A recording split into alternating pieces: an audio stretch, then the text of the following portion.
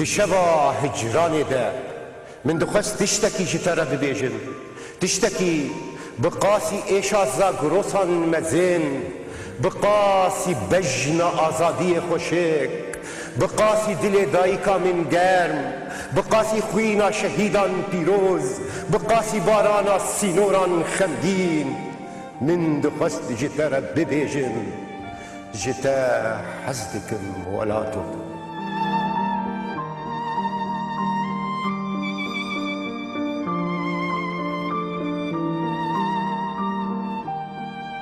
دماوە خۆش بە بینەرێن هێژا دیساژیان بە هەورەنە بەرنامەیەکە دن دیساژی دشەوا هەجیرانێدا هەولدانا پێشکەشکردنا هەندێک بیر و بۆچوونên دیتر بێچوونên وان پارزەمینان وان زاراڤایان بیر و بۆچوونên کوێ مەبەر بێ زەڤiyên ئەدەبیاتا کوردی و بێجارێ jî رەخنەیا کوردی mêvanê min هم بناوی خواه و هم جی بناوی و بخیر هاتنکه پرگرم صلاح حسن پالوان رخنگر و ورگر کرد بخیر هاتی زور سپاس پر کیف خوشم بهیوی و به امیدا که ام بکاربن هندک پرسان بله و هندک برسف و سر انجام جی هندک پرسین دیتر ام مصال پیخو بهلن و ام خاطر جی تماشوانان بخواستن وقتا کو پرس دبه پرسا رخنه جبوی منجی هر سرنج راکیشن بیجن رخنه گرکی کرد خودی برهم از منو تجربه یک بکاره به او بخواه وان پرسان او هندک پرسی دنجی جبوی من دایک ببن رخنه یا کردی وقتا کو ام بحث دکن يعني ام دكارن بحثا بشعر رومان چیرۆک شانۆ ئەم دەکارن حتانی ڕادەیەکی بەحسا مێژوو دیرۆکە کوردیژی بکن مەبەستان دیرۆکە ئەدەبیاتە کوردی لێ رەخنەیە ئەدەبی ئەو لەکوێ رەخنەی ئەدەبی کوردی مێژوەکەی زۆر درێژ نییە ئەگەر بەراورد بکرێت بە شێعر یاخود بە پەخشان بە بوارەکانی تری ئەدەبی فۆلکلۆر ئەوانە رەخنەی کوردی مێژوەکەی زۆر کورتە دەتوانین بڵین لە کوردستانی باشوور مێژوەکەی لە دوای ساڵانی حەفتاکانەوە دەست پێەکە بە تایبەت ینی کە رەخنەیەکی زانستیانە پاڵپشت بێ بە تیۆرێ جیهانیەکانی رەخنە بۆیە دەتوانین بڵین ساوایە لە ڕووی مێژووەوە لە ڕووی ممارەسەکردنیشەوە لە ڕووی ئەوەی کەوا رەخنە بێتە ناو خەڵکەوە یا بێتە ناو نووسەرانەوە مێژوەکەی زۆر ئەویش زۆر درێژ نییە دەتوانین رەخنەی زانستی کوردی لە ساڵەکانی هەشتاوە زۆر گەشەی کردووە هێشتا بەڵێ ئەویش دەگرێتەوە بۆ کۆمەڵی هۆکار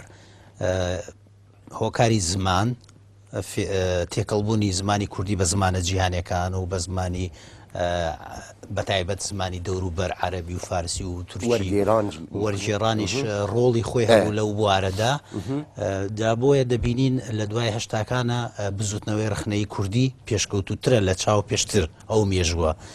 ئەو مێژووە هۆکەیشی ئەوانە بوو کە باسمان کرد پاشان کۆمەڵێ کەس کە خۆیان تەرخان کرد بۆ رەخنە لە ڕووی ئەکادیمیەوە لە زانکۆکانی دەرەوە خوێندویانە لە زانکۆکانی یەکێتی سۆڤێت و لە ئەوروپا و لە کە هاتنەوە کۆمەڵێشتیان لەگەڵ خۆیانە هێنا بەڵام سەردەمێکە بوو کە رەخنە ئایدۆلۆژی زاڵ بوو بەسەریا سەردەمێکی تر بوو جۆرە قوتابخانەیەکی تر لە رەخنەی کوردیا پێیا بوو کاکسەر هەر مەبەستا منجی ینی ئەو مەسەلە وەختاکو ئەم دڵێن یان وەختاکو ئەم دەبێژن ئەم بین رەخنەیە کوردی ینی ئەو چاوا دەبە رەخنەیە کوردی ینی بزمانی کوردی یان هەنێک تایبەتمەندیە خۆی دیترژی هەیە بەڕێی من رەخنەیەک نییە پێی بوترێ رەخنەیەکی ناسیۆنالیستی ینی پەیوەست بێ بە نەتەوەوە رەخنە پەیوەست نییە بەدەتەوە رەخنە پەیوەستە بە زمانەوە جا هەر زمانەیە بێ بەڵام گرنگ ئەوەیە تۆ بتانی نهێنیەکانی ئەو دەقە کوردیانە بدۆزیتەوە نهێنی لە ڕووی زمان نهێنی لە ڕووی واژە سازی نهێنی لە ڕووی بیر و ئەو بۆچوونەی کە نووسەر لە دەقەکەیە دەیەوێت بیگەێنێ یاخود ئەو شتانی کە نووسەر خۆی پێی نازانێ ڕخنەگر کاری ئەوەیە کە بتوانێت ئەو شتانە بدۆزێتەوە واتە بتوانێت ئەو نهێنیانە کەشف بکە لێ مەسەن پرسێکی تر بەڵێ هەر گرێدایی بۆیە پرسێوێ ئەنها وەختا کو ئەم بێژن رەخنە هونەرەکە نوو بە تەزە بێ بەڵێ نوێ باشە ئەوەی کو رەخنەگرێ ئەو پاشخانە ئەو باکراوند ئەو ئەم بێژن تینک تانک ئەم بێژن ئەو دەپۆ بەڵێ باگراوند ینی باکراوند پاشخانە ئەو ینی وەختا کو پرتوخانەیەک یانجە بێژن مێژوویەکە کوور و دوور و بەرفراوان تو نەبێ سەدان سەد لە جهەکی تر وەردەگرێت بەڵێ ینی مەبەستا من شێواز بەڵێ و ئەدەواتی خۆیان بوو لە ببێژن بەڵێ ئەدەواتی وەکوتم پێشتریش باسم کرد لە ڕێگەی وەرجێڕان لە ڕێگەی خوێندنەوەی ئەدەبیاتی جیهانی قوتابخانە ڕخنەیەکانی دنیا ئەوانە کاریگەری هەبووە لەسەرەوەی کەوا کورد بتوانێت بە شێوەیەکی زانستی ڕخنە بەکاربێنێ بەڵام ئەدەواتێکی تر هەیە کە دێتە ناوڕخنەوە سوودوەرگرتنە لە مێژووی زمانەوانی خۆت مێژووی تێکستی کوردی بۆ نمونە ئەگەر من بمێت تێکستێکی مەلای جززیری یاخود ئەحمەدی خانی لە ڕخنەیە بەکاربێنم پێویستم بە ئەداواتە جیهانیەکەیە زائیت زمان و ئەو کولتوری کەوا لە ناو ئەدەبیاتی ئەحمەدی خانیە مەلای جززیری هەیە کەواتە من ناتوانم بەتەنیا بڵێم من بەس بە کوردی ئەبم بە ڕخنەگەر یا بە ئەدەواتی کوردی بە ڕخنەگەر پڕ باشە باشە ئەوەی کو مەسەن ڕخنەگرێکی فەڕەنسی بەڵێ دەقەکی فەڕەنسی ڕخنە دکە بەڵێ ینی لە هەموو لایەن ئەم بێژن هەموو ئالیەن وی دەقی ڕخنە دکێ ئەوەی کوڕەخنەگرێ خۆی بیر و بۆچوون سەدان سەد یانی بێژن شێواز و ئالاوێن وی و ئەدەواتێن وی هەنە ئەم دکارن وان ئەدەواتە وەربگرن و بینن لەگەل دەقەکی کوردی بگونجینن تەطبیق بکن یعنی تشتێکی وسا چاوا دەبێت من پێم وایە وەکو پێشتر وتم مێژووی ڕخنەی کوردی بە چەند قۆناغێکا تێپەڕیوە بۆ نمونە ڕخنەی کوردی سەردەمێک کاریگەری ڕیالیزمی سۆسیالیستی بەسەرەوە بووە واتە ڕخنەگرەکانی ئێمە سوودیان لە شێوازی ڕخنەیی وڵاتە سۆسیالیستەکان بینیوە یا ئەو قوتابخانانەی کە لە ڕێگەی ڕخنەگرە سۆسیالیستەکانەوە هاتوون ئەو قوتابخانەی سۆسیالیزم بلیخانۆف و گراماتشیوانە لەبەرەوە تەماشاکەی شێوازی مامەڵەکردن لەگەڵ دەقی کوردی لە ئایدۆلۆژی تێکەواتووە یاخود لە شێوازێکی ڕخنەی هاتووە سەر بە سیستەمێکە ئەو سیستەمە سیستەمی سۆسیالیستیە پاشان تۆ ڕخنەی بنیادگەریت هەیە بنیادگەری ئەدەواتی بنیادگەری ئامڕازەکانی ڕخنەی بنیادگەری جیاوازە لە ئامڕازی ڕخنەی سۆسیالیستی لەبەر ئەوە تۆ پێویست بە ئەدەوات ئەو ئەدەواتە لە چووە دێت مەسە ئەدەبی ڕخنەی بنیادگەری زۆربەی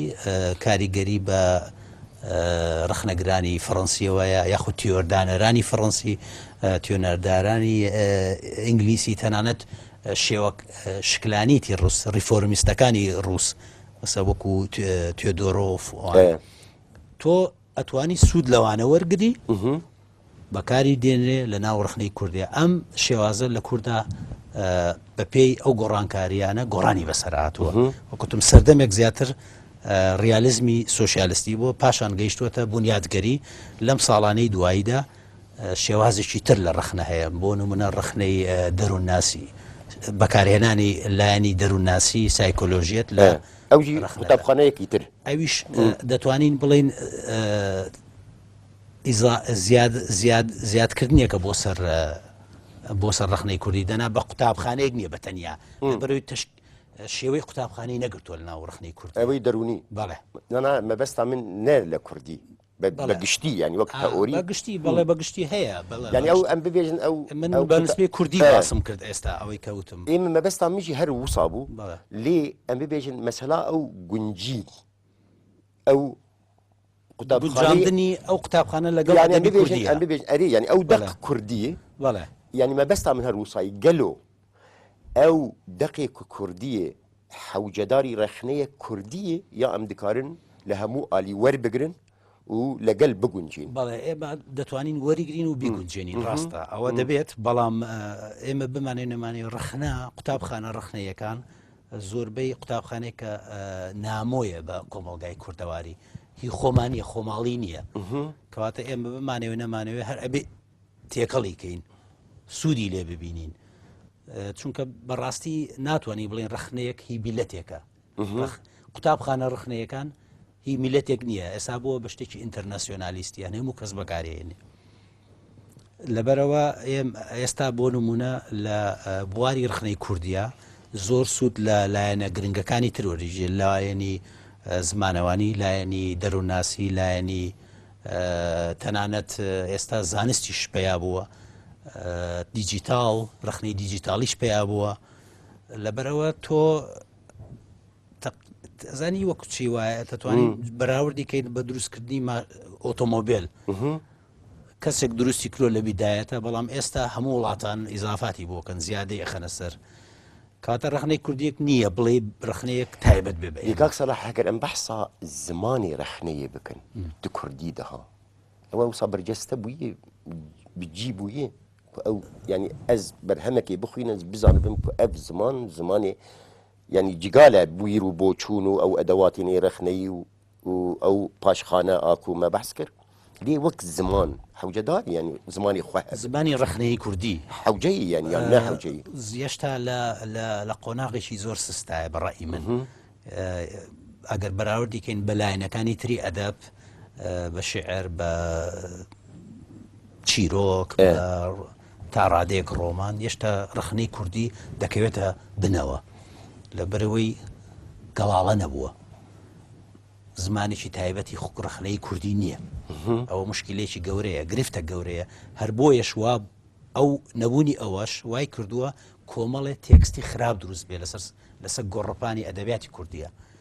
واتە تێکستی باش لەبەرەوەی ڕخنەی باش نەبێت تێکستی باشیش نابێ چوە ڕەخنە دەوری هەیە لە دروستکردنی تێکستی باشە یاخود لە برەودان بەر تێکستی باش يعني اوجي برسكه بله يعني برسكه و يعني تو قال لك جراجي ام غازنا دكن بو نمونه اما كوملكي زور نوسر معناها شعر دنوسن ديان شاعريه بلام لنا او ديان شاعره لوانا شاعران يكبي زور باش بن ارشي رخنا قروي اوانا بيشان بابا كوملغا كام شاعران شاعري باشن ياخذ او لنا شعر كان هندي نهيني جوانكاري زمان جوانکاری فکر جوانکاری ئەخلاقیەتەیە دەبێت ڕخنەگر ئەوانە بدۆزێتەوە ڕۆم بکە ڕۆنی بکە ڕخنەگر وەکو کەسێکە دەچێتە بن دەریاوە لە بن دەریا ئەبێ ئەو ئینانە بدۆزێتەوە ئەو مەرجان و لو شتانە بدۆزێتەوە ئەوەی ڕخنەگر پێویستە بۆ ئەو شاعری نەباشی بڵێ و نەباشە یان بەڵێ ئەتمەن خۆی ئەوە کێ دەیکا ئەوە ئیشی ڕخنەگرە بەڵام ئێستا گرفتەکە لەوەیە تۆ ئەگەر باشەکەش دەرخیت خۆی خراپەکە ئاشکرا دەبی ئەوجێ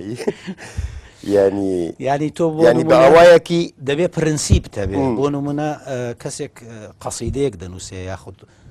شعرێکی جوان دەنووسێت تۆ ئەگە وەکو ڕخنەگر توانی جوانکاریەکانی ئەو دەقە دەرخیت ئەو کاتە شاعرێکی تر دەتوانێت خۆی لەو شعریا بدۆزێتەوە باشە من وەک خوێندەوان ئەس بەڵێ دەقێکی ڕخنەیی دەرباری شاعرێکی باش ئەم موسا بێژن ینی ئەوەی ڕخنەگر دەبێژە ئەو شاعرێکی باشە لێ وەختا کو ئەس دەخوێنم مەسەن هەستێک وسا دروست دەبێت و ئەوێ کو شاعرێ باش ئێک و سەلاح دەبێژە برادەرێویە و بۆ من گوتی باشە لێ ئەس بخوێ دووەختا خوێندنا بەرهەمێدە ئاکو ڕخنەی ها ئەزێ چاوە بگێژم ئاستەکێ کو ئەس ینی باوەڕ بکەم کو کاک سەلاح ڕاست گوتیە نە مەسەلا خاڵ و خوارزێ و برادەرە بەڕاستی ئەوە گرفتە ینی ئەوە گرفتێکی سەرەکیە شتێک نییە مطلق یعنی شتێک نییە بڵێ ڕەها بڵێن ئەمە وەڵامێکە بۆ پرسیارەی تۆ بۆ نمونە لێرە لە ڕخنەیە لایەنی کەسایەتی زۆر ڕۆڵی هەیە چێژی کەسایەتی هەندێک حەزیان لە شعرێک هەندێک حەزی لێ نییە بەڵام ئایا ئەبێت ئەو ڕخنەگرە لە چ ڕوانگەیەکەوە ئەو نەسەی هەڵسەنگاندووە ئەو دەقە ئایا لە ڕوانگەی کەسایەتیەوە یاخود لە ڕوانگەی هوەریەوە ئەوە گرفتەکەیە لەبەرەوە بێت دەبێت ڕخنەگیر ڕازگۆیی تیاابێ یعنی ئەو هەر پرسا بەڵێنگەهینە دەبێت ڕازگۆ بێ لەگەڵ ئیشەکەی خۆیان ئەگەر ڕازگۆ نەبێت تۆ ناتوانانی پشتی پێ ببستی دەبێ مەسەلاک ئەخلاقی بەڵێ مەسلەیەکی ئەخلاقی من ڕخنە 100% قەزەیەکی زانستی زانیاری منهەجی و ڕەوشتیە لەبەرەوەی ئەبێ ئەو چوار شتەی تیاابێ ئەگەر ئەوە نەبێت تۆ نابی بە ڕخنەی شیری باش و ناش بێ خوێنەر پشتە پێ ببەستێ ئەمن وەک خوێنەرێک ئەگەر دەقێک باش بێت و ڕخنەگرێکی باش هەڵی سنجێنێ پشتی پێ دەبەستم بەڵام ئەگەر ڕخنەگرەکە بزانم باش نییە یاخود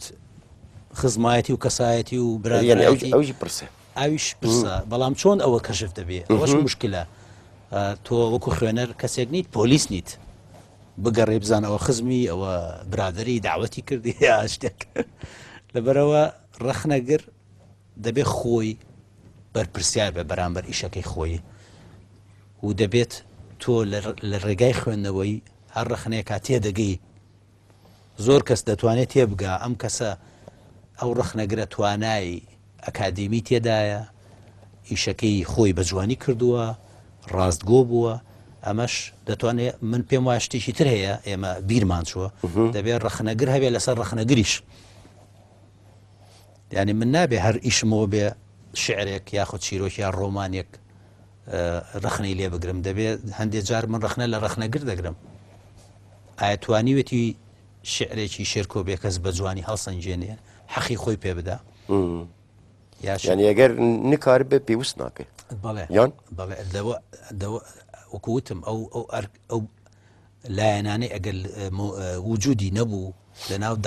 لە ناو دەقە ڕخنەیەەکە تۆ وەکو خوێنەر متمانەی پێ ناکەی متمانەت نامێنێ بۆ کەسە ئەو بزەبت وەکو لێرە ڕخنەگر دەبێ ڕخنە لە ڕخنەگر بگرێت هەندێک جار لێ ئەم ببێژن ئەو کۆمەل ئەو خەلکێن کو ئانها ئەم ورۆ ببێژن ئەم وان ڕەخنە دکن یعنی ڕەخنە دکن مەبەستا کو ئەو دەقێن وان ئەو تشتا کو ناوێ نووسەری و نویسکاری و ئەو کۆمەل بخوێ ئەوە کو ڕەوشەمبیر و ڕۆناکبیر و تێگەهشت و ئەم بێژن ئەلیتە و ئەو هەتانی کیژان ڕادەیە دکارێ قبول بکە ڕەخنەیە ئەگەر یعنی ڕەخنە مەبەستت نووسەرەکانە بگشتی یاخود جەماوەر یعنی جەماوەر جەماوەری خوێنەر ئەمێ بێژن نا نووسەر بخوێ نووسەران قبولی ڕخنە دەکەن نووسەران ڕەوشەمبیران ڕۆناکبیران ئەو چاوا دکارن ینی استقبال بکن وێ ڕەخنەیە یان دەبێت پەسنێمە بدە ئەگەر من ڕەخنە بکە یان دەبێت یەک دیاردەی گرنگ زۆر گرنگ هەیە لێرە ئەوی شەوەیە ڕەخنەگێر و یاخود نوویسەر یاخود شاعیر چۆن تێدەگا لە ڕخنە تۆ تێگەیشتن مهمە ئەمن ئەگەر لە شتێ تێنەگەم تێگەشتنی خراپم لا دروست دەبێت ئەبێ ئەو ڕخنە وەکو شەڕێک نەبینێ ئەبێ ڕخنە وەکو یارمەتی دەرێک ببینێ ینی گۆری منتەلیتامەوە منتەلیتای وەخت ڕۆشنبیری جەماوەری ڕۆشنبیر خۆی تا ڕادەیەک ڕۆشنبیرە ئاست و تێگەیشتنی لە ڕخنە دەبێت تێبگا بۆ نمونە کەس نییە ئەوە قبول بکە کە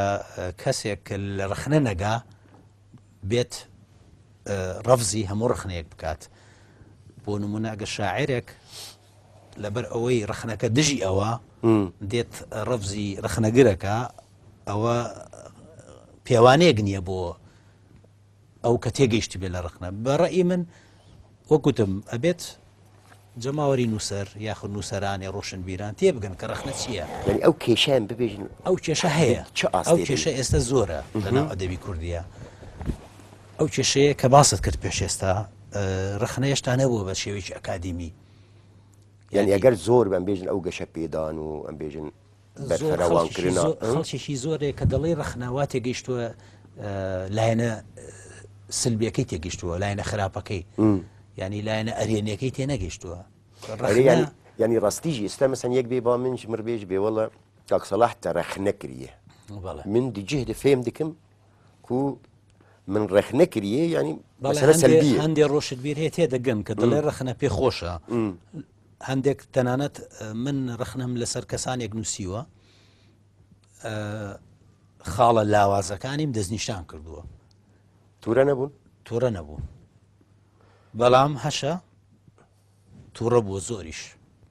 یعنی ئێستا مەسەن زۆر جار لە بەرنامە مەسەن من شاعرێکی ڕدێژم ئەگەر تەرەخنە بکە توورە دەبێت بێنا بووی زۆر کێفان بێ زۆر خۆشحال بم و ئەزێ نظام چ لێ ڕاستیە دێ بوسانینە بەڵام وەکوتم پێشتر باسم رەخنە دەبێت تۆ تێبگەی لە رەخنە ئەو نووسەرەی کە دەیکاتە قاڵبی شخصیەوە کەسایەتی و پەیوەندیەوە ئەوە تێنەگەیشتووە لە رەخنە پەیوەندی بە کەسەوە نییە رەخنە پەیوەندی نێوان رەخنەگەڕش نییە پەیوەندی نێوانی رەخنە و دەقە ینی شخص کەسەکان دەچنە دەرەوە ینی من وەکو رەخنەگەر من نەس دەقم هەیە قسە لەگەڵ دەقەکە نویساندی و تەواو من قسە لەگەڵ لەتی فەڵمەت ناکەم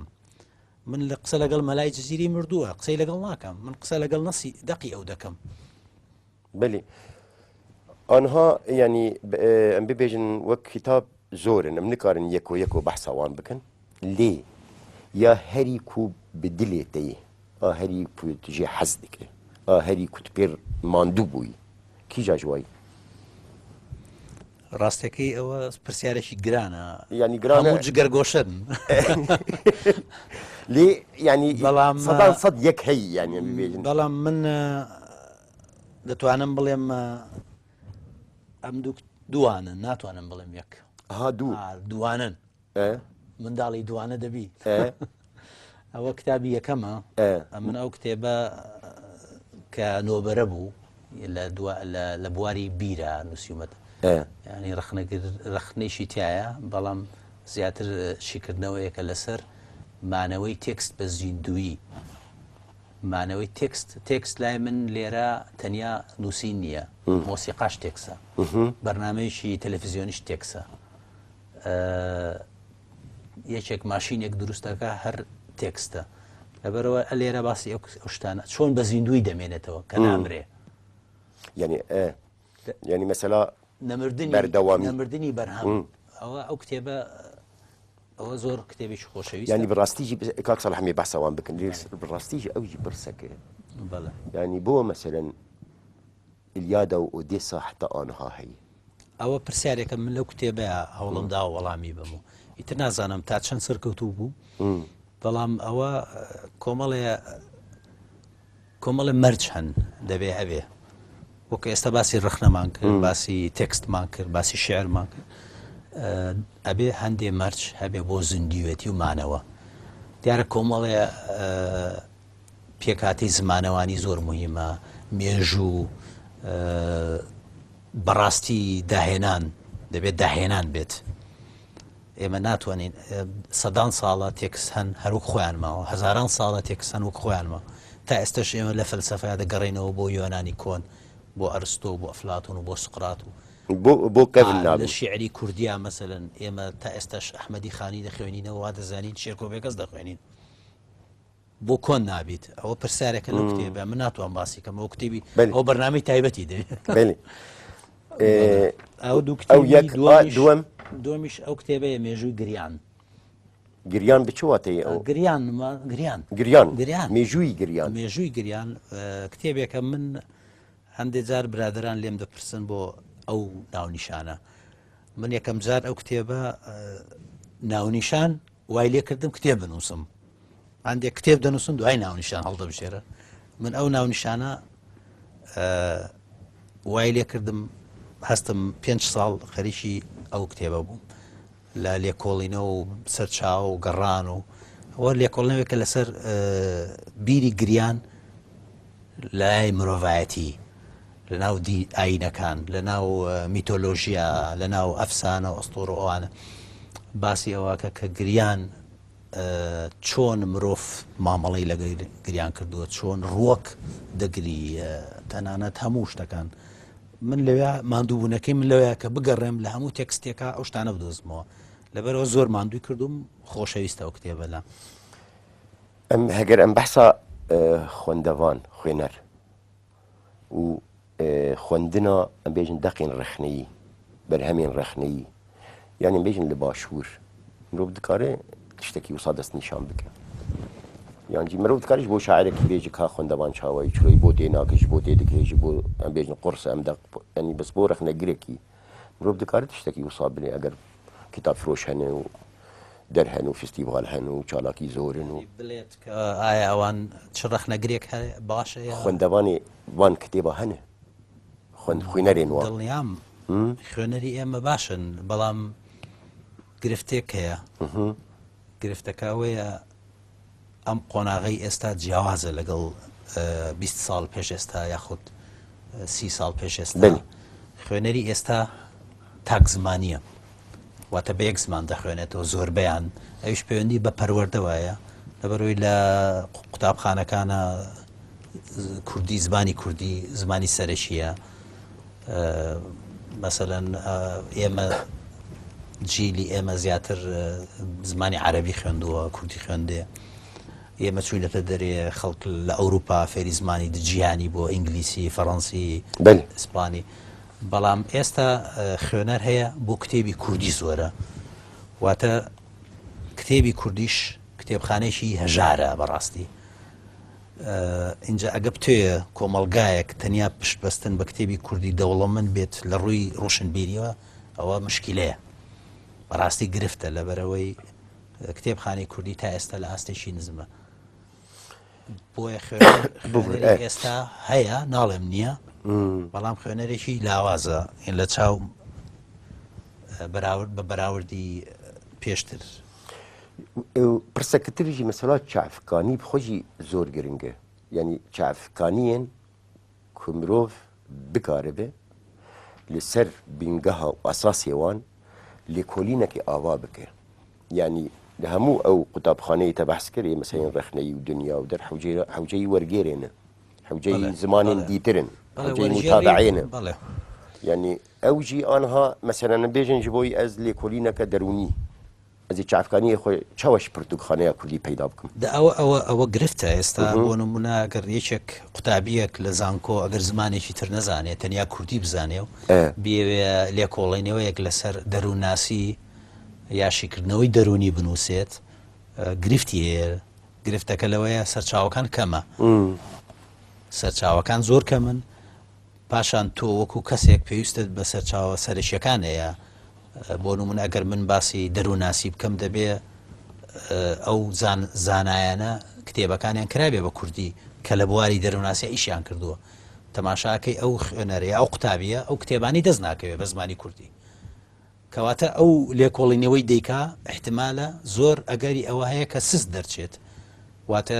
لێکۆڵنەوەیکی دەوڵەمەند نابێ لەبەر سەرچاوەکانی دەوڵەمەند نین ئەمە دەوری هەیە تەرجەمە ئەوژی گرفت ئەوج گرفتێکی گەورەیە لێکۆڵینەوە یاخود هەر بوارێک نەک تەنیا دەروونناسی تەنانەت دەرونی لە بواری زانستی وەک نمونە وەکو نمونەش ڕاستە ئێستا ئێمە ئەگەر کتێبی دەروونناسی ئەوەندەی ڕۆمانت هەن کتێبی دەروونناسی نییە ئەوەندەی چیرۆک هەیە کتێبی بواری ڕخنەیی نییە بۆ نمونە تەنانەت کتێبی وەرگێڕانی ڕخنەیشمان نییە زۆر کەمە لە ئەفسانە هەر زۆر کەمە یعنی ئەو بزوتنەوەی وەرگێڕان لە کوردستانە لەم ساڵی دوایە گەشەی کرد هەر منێ ئەو پرسکرێت بە ئەو مەسلەی وەرگێڕان ینی موسا ببێژن تەسیراوێ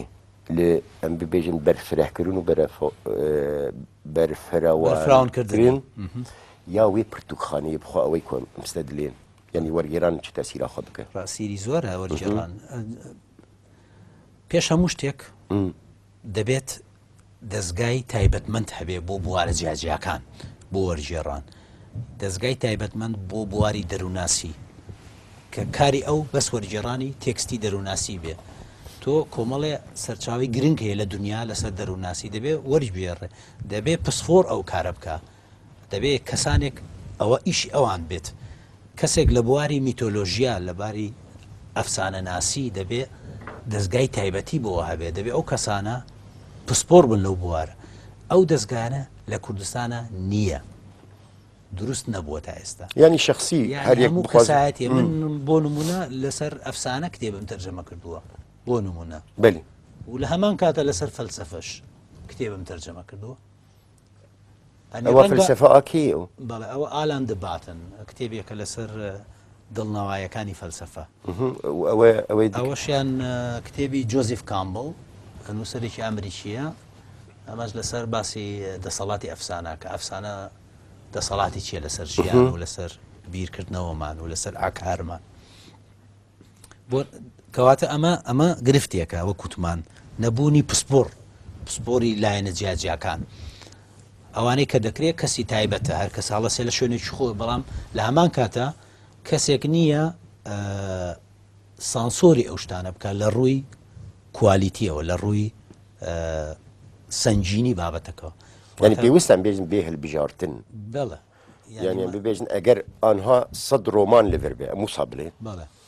ینی هەر یەک دکارێ یەکیش خۆر هەلبژێر وەرگەرین بەڵێ لێ گەلو وەرگێرانەوەی پێویستی یان نا ئەوژی پرسەکە بەڵێ من بڕوام وایە هەموو شتێ پێویستە بۆ کورت ئێستا دەکرێت دەبێ هەموو کتێبێت تەرجەمە کرێ یعنی هیچ کتێبێک ناکرێت بڵێ پێویست نییە کتێبخانە هەتا دەوڵەمەند بێ باشترە دوێ وەرگێرانێ دێ ئەموسا ببێژن کوردی تێر دکە وەرگێڕان ینی تێرە وەرگێرانێت دکە ژوان زمانین دیتر کوردیە ئیرۆ ئاکوان پێ کوردیە ئیرۆ بڵێ ئەوە ئەویش پرسیارێکی گرنگە زۆر بەڕاستی هەندێ بوار هەن بە تایبەت بواری ڕخنەی بواری ئەفسانە بواری فەلسەفە بواری زانستیش بە تایبەت ئێمە زمانێکی دەوڵەمەندمان نییە بۆ ئەو لایەنانە لەبەرەوەی ئێمە زمانێکی ساواین لە ڕووی لە ڕووی زانستەکانی ترەوە لەوانەیە لە هەندێک ڕووی کشتتوکاڵیەوە دەوڵەمەنی لەبەرەوەی کۆمەلگای کوردی کۆمەلگایکی کشتتوکاڵی بۆ زیاتر بەڵام ئەگەر بین ئێمە لێکۆڵینەوەیەکی ئەکادیمی لەسەر ئەفسانە یا لەسەر فەلسەفە یا لەسەر ڕخنە گرفتمان تووشە بێت حتا نانەت لە وەرگێڕانیشە گرفتی گەورە هەیە لەسەر ئەوە ئایا ئەو وشانەی کە دێت چی لێ بکرێ زۆر جا خەڵک وەک خۆی دەینووسێتەوە وشەکان ئەو وشانەی کە لە کوردیان نییە هەندێک وشە هەیە لەو کوردیا بوونی نییە لە بەرەوەی نوێیە کەواتە تۆ چی بکەی یا ئەوە تەوەک خۆی دەینووسیت یا دەبێ بیتاشی دایتاشی داتاشینی وشە دێتەگەی مەبسم تاتاشینیانی ئەوەیە کە تۆ بتوانی خۆت لە بیری خۆت وشەیەک دروست بکەی بۆ ئەریانی پرۆبلەم دوور دەی ئەو دروستکردنیشی مەسەن 10 کەس دەکارن 10 وشەیان دروست بکەن و یەکوانشی کەواتە دەگەڕێنەوە سەر هەمان پرسیار دەستگایە کە بێت تایبەتمەند بێت دەبێ ئەو دەستگایە بڕیار بە ئەو شە بخرێتە ناو ئەو بوارەوە یاخود نا ئەو لە لایەکی تر مەسەی زارا و مستەلەح و ئەو ینی هەر پرسەکەترێ مرێ چی بکە ینی پاشان دەوڵەت وڵاتیش مهمە ینی ئەوە حکوومەتیش دەتوانێت ئەوە بکات بۆ نمونە ئێمە ئێستا دنیایەک کەسان ماون کە زمانیان دەوڵەمەندە مەسەرەن لە گوند و لە شار و لە دەبێت دەوڵەت وەزارەتی ڕۆشنبیری بۆ نمونە کەسانێک دەستنیشان کە بگەڕێن ئەو شتانە تۆمارکەن ئێمە لەوانەیە هەندێک وشەمان هەیە بتوانین لە بواری فەلسەفایە بەکاری بێنی لە گوندێکی کوردستان لە ناو چیاکانە وشە هەیە دەتوانین لا فەلسەفەیە جێب بێتەوە بەڵام ئەوە دەوڵەت دەیکا دەوڵەت ئەویشە ناکە دەوڵەت بۆ خۆی دانیشتووە من دەچم دەیکەم تۆ دەچی ئەو دەچێت گرفتەکە لەوێ هەیە تا ئێستا دەستگایەکی تایبەتی حکومی نییە کە گرنگی بە زمانی کوردی بە لەبەرەوە ئێستا پاشە گەردانیە پاشە گەردانیە لە زمانی لە دەستنیشانکردنی زاراوەیە جاراوە و هین مەبەستم دەستەواژەکان دەستەواژە بگورە و ئەم ببێژن مەسەلا فەرهەنگێ بخۆشی پرسەکە فەرهەنگ بخۆێ و ڕۆڵاوێ و ئەم ببێژن مەسەلا زمان و بتایبەتیژی ئەگەر چونکی وەختا کو ئەم بەحسا وەرگێڕانێ دکن دوێ وەختێدە زمانێ مە تێبیرامە ئەم يعني أستاذ مثلا دقق لبردستي من بيجن برا عربي برا فارسي برا تركي برا إنجليزي به ويشاغي وصا هست بهجار بونو لاوازي و نجنجينا بي زماني لقلو أجرت بجنجيني جيتي يعني ماندوبونك أم بيجن زور دقات وسيقات بيجسته لبرو فرهنگ النية فرهنگ أجد دبيت تو كورد جيري وشيك نازاني دقريتو فرهنگ گرفت حل بوو هیچ مشکلەیەک نییە بەڵام کە فەرهەنگ نەبوو دەبێ بپرسی دەبێ بگەڕێی دەبێ هەوڵدەی خۆت ئەو وشەیە داتاشی ئەوەش وەکو ئێستا گوتت ئەبێ بەهین هەر کەسە لە خۆیەوە دەچێت و شتێک دروست دەکات ئەو کەواتە فەرهەنگیش زۆر فەرهەنگی باش لە دنیاە بە تاکە نەفەر نەکراوە بەڵێ تاکە نەفرێک کردوێتی بۆ نمونە لە فارسی دێخودایە بە تەنیا ئەو یەکەم جار تەنیا دروستی کە بەڵام ئێستا موسس هەیە دەستگایەکیش گەورەیە دەیان کەس کار دەکەن ساڵانە کۆنتترۆل دەکەن وشەکان زیاد دەکەن وشەی تازە دێت تێیدەخ لە هەموو وڵاتێکە ئەوە هەیە بەس لای ئێمە نییە تا ئێستا ئۆکسفۆردا ئەنگلیزە ئۆکسفۆرد 5,000 وشە هەر ساڵ لێ زێدە 5,000 ئەوە یەک تاپ نەفەر نایکەوە یعنی ئەو مەسەرەن تشتا هەری زۆر دووەختا وەرگێرانێدە ji بۆی تە چ بوو مثلا وەک تەجروبە هاز من وەک تەجروبە پێش هەموو شتێک هەر دقێک دەیخوێنمەوە دەبزانم دەتوانم لە ناو زمانی کوردیە دەرەقەتی بێم دەیکەم ئەگە بزانم ناتوانم لە ناو زمانی کوردیە ئەو شانە بەکاربێنم بۆ وەرگژێڕانی و کتێبە وازی لێ دێنم مەسەن دەقەکەیتە دەست پێکردی و تەواز لێهانی بەڵێ هەیە بەڵێ زۆرە مەسەلە وەک نمونە وەک نمونە کتێبێکی دەروونناسی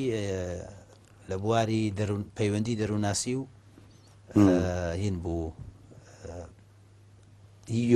نووسەرێکی ئەمریکی بوو لە چ زمانی لە زمانی ئینگلیزیەوە بوو بەڵام کە تەماشام کرد ناتوانم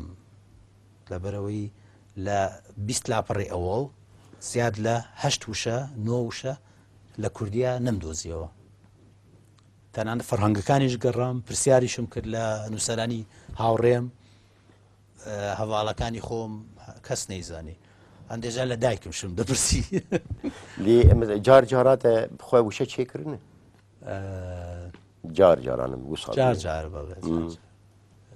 یعنی بۆ نمونە ڕوودخوازی من بەکارمێناوە ڕوودخوازی لە بواری سێکسا بۆ نمونە بە ئەنگلیزی پێ ئیرۆتیک من ڕوودخوازیم بەکارێناوە ڕوودخوازی بەڵێ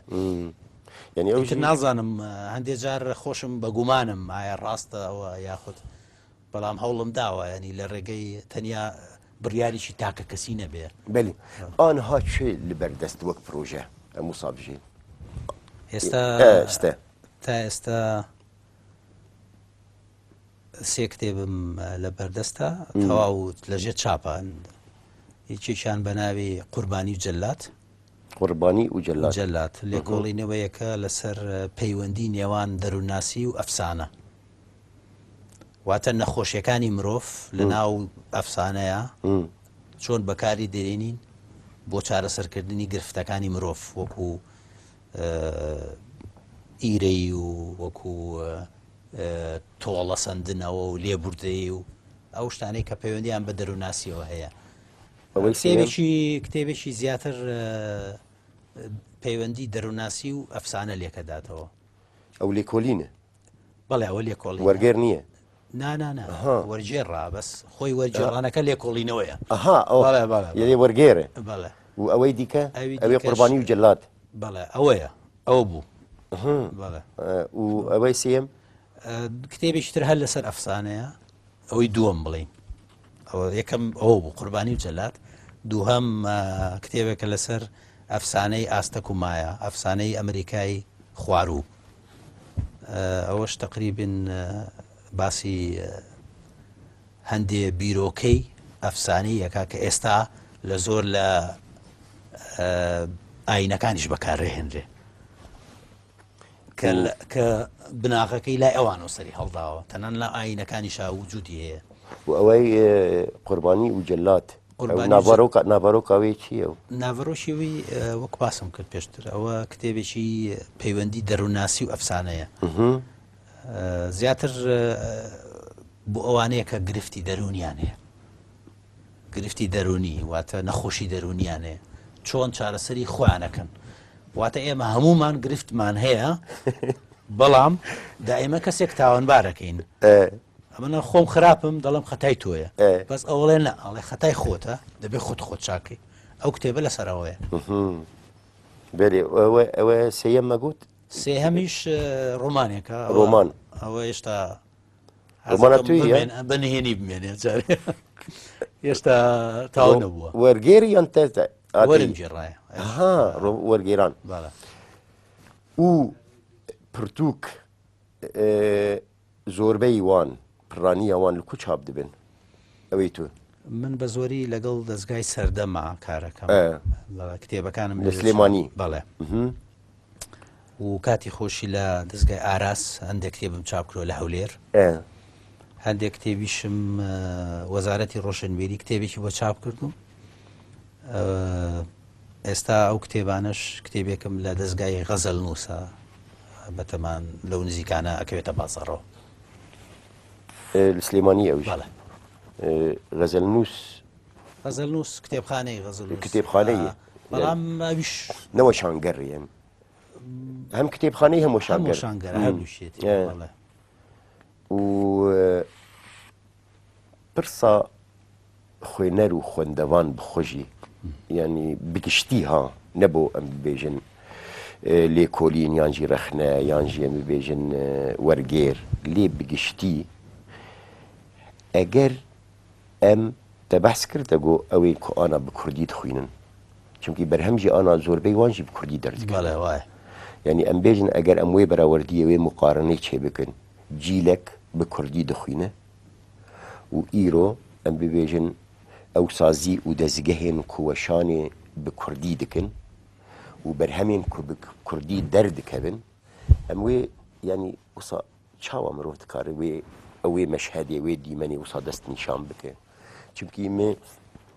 ئەو فستیڤالە ئەو کتابخانە ناوی چ بوو؟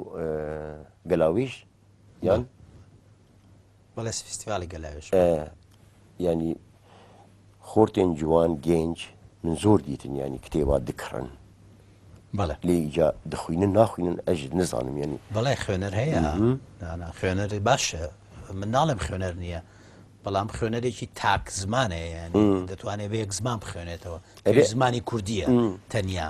ئەویش تاوانی خۆیان نییە ئەو زمان یەک زمان دەزانن. ئەمن زمانی تر فێر بوومە ئازایەتی خۆشم نییە، هەڵومەرجێ وا بووە کە زمانی تر فێر بم، ئەس بە زمانی عەرەبی خوێندومە، یعنی لە قوتابخانە بووم لە زمانی عەرەبی، کەواتە من عەرەبی فێر بووم بارودۆخەکە فێری کردوم. ئێستا گەنجێکی ئێستا لە قوتابخانەیەکی سلێمانی هەولێر دەخوێنێ یا دۆک زمانێکی تر نازانێ، ئەویش خەتای خۆی نییە، بەڵام ئەوە لایەنی نەرێنی هەیە لەسەر ڕۆشنبیری تاک. هەتا زمان زیاتر بزانی و بە زمانی زیاتر خوێنیتەوە ئاسۆی بیرکردنەوەت فراوانترە بێ، زانیاریت زۆرترە بێ، یا ئەگەر تۆ نووسەریش بیت زیاتر دەتوانی سوود لەسەر چاوەکانی تر وەرگری زمانەکانی تر وەرگری. بۆیە ئەو خوێنەرانی کە ئێستا هەن یاخود ئەو کەسانەی ئەو گەنجانی کە ئێستا لە ناو کوردستانە کوردستانی باکوور هەمویان کەسانێکن حەزیان بە فێربوون و خوێندن و خەڵک کتێبە کڕێ لە سلێمانی بە تایبەت بزوتنەوەی کڕینی کتێب زۆر چالاکترە لە چاو شارەکانی تر. سلێمانی کللتوری ڕۆشنبیرەکەی جیاوازی هەیە تۆزێ لەبەرەوەی شارێک بووە هەمیشە پەیوەندی ڕۆشنبیریتیا بەهێز بووە. بۆیە دەبینی کتێب خوێنەوە هەیە لێرە زۆرە یعنی بەڵام بەو ڕادێژ نییە کە بتوانێ تینوێتی نووسەر بشکێنێ ئەمە کتێبێک چاپەکەم 1000 نوسخە لێ بفرۆشێ زۆر نییە 1000 نوسخە یعنی باشوور دەبیشتی یان لە سلێمانی لە هەموو کوردستان لە هەموو کوردستان ئەگەر نووسەرێکی باش 3000 بفرۆشێ یا 4000 ئەوە نووسەرێکی زۆر باش گرفتەکە لەوەیە بە هەر حاڵ کاک سەلاح زۆر خۆش بوو بەڕاستی وەختی ئێمە بداوی بوو من ئاگاهی لێ نەبووم لێ پڕ کێف خۆش بوو و هەر دەرباری ئەو پرس و گیر و گرفتێن کو هەن و هەر یەک بیر و بۆ چوو ناخوێ و بەتایبەتیژ وەختە مرۆ سلێمانیە بە 100% مرۆ هەر دەرباری سلێمانی و ڕەوشا سلێمانی و ڕەوشنبیریا سلێمانی و جا کتاب و دەر و ئیش بە هەر حاڵ زۆر سوپاس بۆ هاتناتە بناوێ خوێ و بناوێ میوانێ خوێ رەخنەگر و وەرگێرێ کورد سەلاح حەسەن پالەوان سپاسیەکە پڕگەرم بۆ تەماشەکردناوە گوهداریکردناوە حتانی بەرنامەیەک دێن ئەم دیسا هەبدوو بین دیساژی بخاترێوە ناوێمە دیساژی ئەحمەدی حوسێنیە و هەفتیابێمە دیسا هەببینن شەفۆش